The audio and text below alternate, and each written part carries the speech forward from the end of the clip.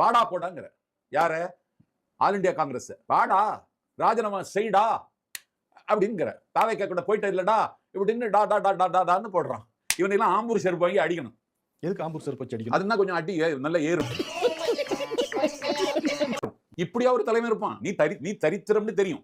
நீ அரசியல் தரித்திரம், நீ தற்குறி, நீ போதையிலேயே பேசுறவன், நீ ஒரு பாலியல் குற்றவாளிங்கிறதெல்லாம் தெரியும். நீ இந்த நாட்டுல ஒரு இளைஞர்களை இந்த மூளை செலவு செய்து தம்பி பிரபாகரனுக்கு பேரை சொல்லி நீ ஏய்த்தவன் ஏமாற்றணும் தெரியும். உன்னுடைய 8% வாக்கு 4% நலிந்தாச்சுன்னு தமிழ்நாட்டுக்கு தெரியும். நான் இப்ப 8 அடி பின்னாடி போயிருக்கேன்னு சொன்னா 40 அடி முன்னாடி வர்றதுக்குன்னு சொல்றான். இவன் என்ன செய்யறது? கீழ்ப்பாக்கம் தான், வேற வழியே கிடையாது. இன்னைக்கு தேர்தல் முடிந்த பிறகு 2 வாரத்திலே போய் யார் போய் மோடி காலையும் அமித்ஷா காலையும் போய் விழுந்தா அப்படிங்கிற மாதிரி ஒரு கேள்வியை கேட்டிருக்கிறாரு. யார் விழுந்தா? யாரும் விழலையே. இல்ல அவர் சந்திக்க போனதே எங்க தலைவர் முதலமைச்சருங்க. ஒன்னு எவனாவது கூப்பிடுவானா?